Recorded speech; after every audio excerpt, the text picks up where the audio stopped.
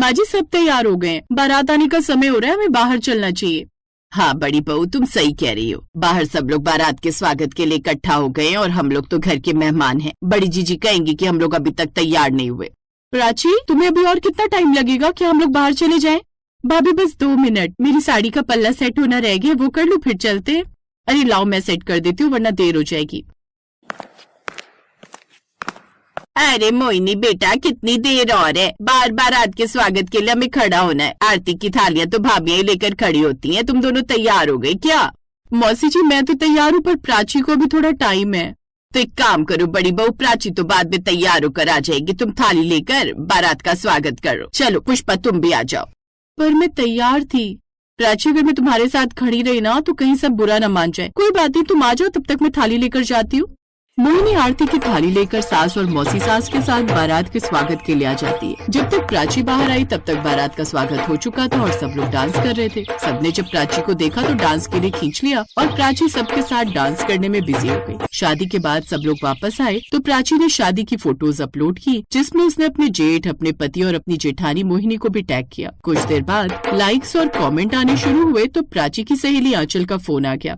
प्राची, ये तुम्हारी मौसी सास के घर जो शादी थी उसमें तेरी जेठानी थाली पकड़कर खड़ी है। क्या तूने बारात का स्वागत नहीं किया था? वैसे तो तू भी भाभी थी तो तुझे भी फोटोज में थाली पकड़कर खड़े होना चाहिए था, पर तू तो कहीं दिखाई नहीं दे रही। तेरी जेठानी चमक रही है सारी फोटोज में थाली पकड़कर, तू तो बस मुझे डांस में छुपी हुई सी दिखाई दे रही है। तेरी पूरी ड्रेस भी नजर नहीं आ रही। तेरी तो जेठानी का पूरा लहंगा अच्छे से चमक रहा है।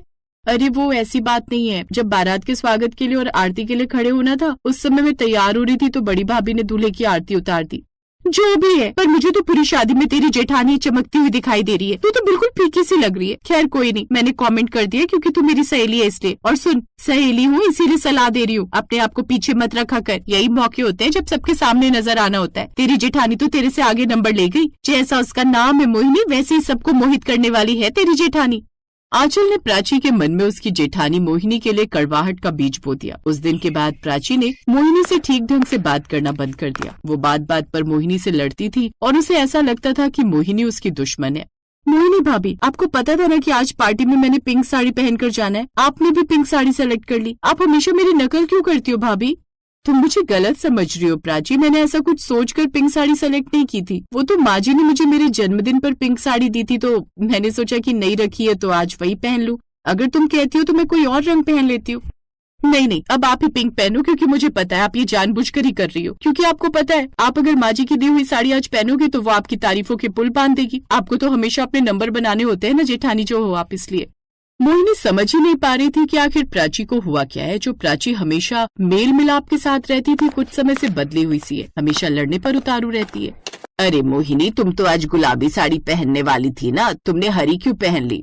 माँ जी वो मेरा ना ब्लाउज थोड़ा टाइट हो गया, दर्जी से खुलवाना है, तभी मैंने फिर ये वाली पहन ली। एक सेकंड माँ जी, मोहिनी भाभी झूठ बोल रही हैं। आप सच क्यों नहीं बता देते भाभी कि आप पिंक साड़ी पहनने वाले थे, यानी कि मेरी नकल करने वाले थे? पर मैंने आपको टोक दिया, इसलिए आप मेरे सामने महान बनने के लिए आज पिंक की जगह ग्रीन साड़ी पहन रहे हो। प्राची बहू, तुम्हें होता क्या जा रहा है? जब देखो तुम मोहिनी से किसी न किसी बात पर लड़ती रहती हो। मोहिनी तो तुम्हें कभी किसी बात के लिए कुछ गलत नहीं बोलती, पर तुम्हें मैं देख रही हूँ बात बात पर तुम मौका ढूंढती हो मोहिनी बहू को सुनाने का। छोड़ी ना माँ जी, कोई बात नहीं। प्राची मेरी छोटी बहन जैसी है, मुझे प्राची की किसी बात का बुरा नहीं लगता। मुझे लगता है हमें पार्टी के लिए देरी हो रही है, हमें चलना चाहिए। देखा, फिर आपने अपने नंबर बना लिए। आपकी यही बात मुझे बहुत बुरी लगती है। मैं नहीं जा रही किसी पार्टी वार्टी में। उस दिन प्राची की ये हरकत किसी को भी पसंद नहीं आई। कुछ दिनों बाद करवा चौथ का व्रत आने वाला था। मोहिनी और प्राची भी अपनी सास के साथ त्योहार मनाने की तैयारी कर रही थी। सुनो जी, मैंने अपनी दोनों बहुओं के लिए सुनार से जेवर बनाने के लिए बोल दिया है। आप मुझे पैसे दे दो तो मैं आज ही सुनार के पास जाकर जेवर बनाने का ऑर्डर दे आऊंगी। ठीक है पुष्पा, आज दुकान जाते हुए मैं पैसे देता जाऊंगा। कुछ देर बाद सास पुष्पा ने पैसे अलमारी में रख दिए और बड़ी बहू मोहिनी को कमरे में बुलाया। जब मोहिनी और सास पुष्पा बात कर रहे थे तब प्राची बाहर से उन्हें देख रही थी। अपने स्वभाव की तरह वो फिर से शक करने लगी। माँ जी ने भाभी को आखिर कमरे में क्या कहने के लिए बुलाया होगा? मुझे तो उन्होंने कुछ नहीं कहा। जरूर दाल में कुछ काला है। मुझे तो लगता है माँ जी और मोहिनी भाभी आपस में मिले हुए और मुझसे कुछ छुपा रहे।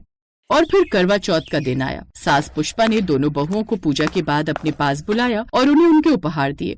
मोहिनी बहू, ये तुम्हारे झुमके और प्राची ये तुम्हारा हार। तुम्हारे बाबूजी और मेरी तरफ से तुम दोनों बहुओं के लिए करवा चौथ का उपहार है ये।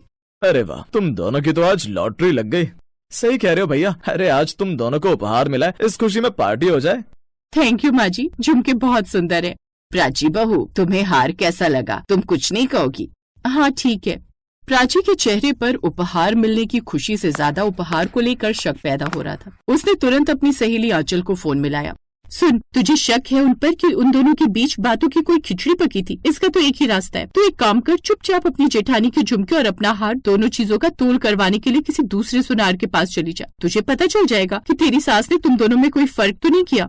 हाँ, ऐसे ही करती हूँ। अगले दिन प्राची ने मोहिनी की अलमारी में से झुमके निकाले और जूलर के पास पहुंची, पर जूलर ने जो उसे कहा उसे सुनकर प्राची हैरान रह गई। बहन जी, ये झुमके चांदी के हैं, सोने के नहीं है। सोने का तो ये हार है, और वो भी बहुत महंगा।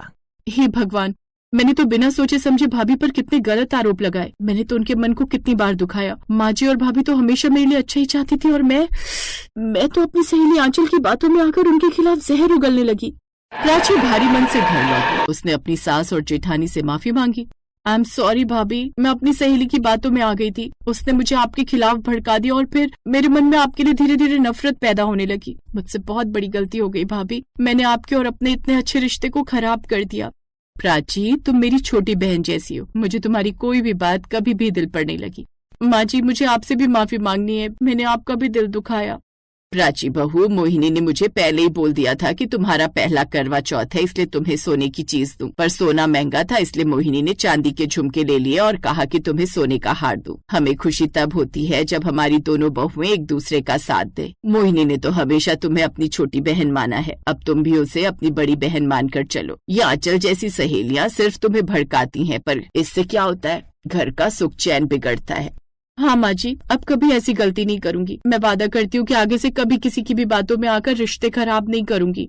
उस दिन के बाद से प्राची और मोहिनी के रिश्ते में फिर से मिठास लौट आई। दोनों बहुएं मिलजुल कर घर को संभालने लगी। मोहिनी ने जहाँ प्राची की गलतियों को भुला दिया, वहीं प्राची ने भी सबक ले लिया कि असली रिश्ते शक और तुलना से नहीं, बल्कि भरोसे और प्यार से निभाए जाते हैं।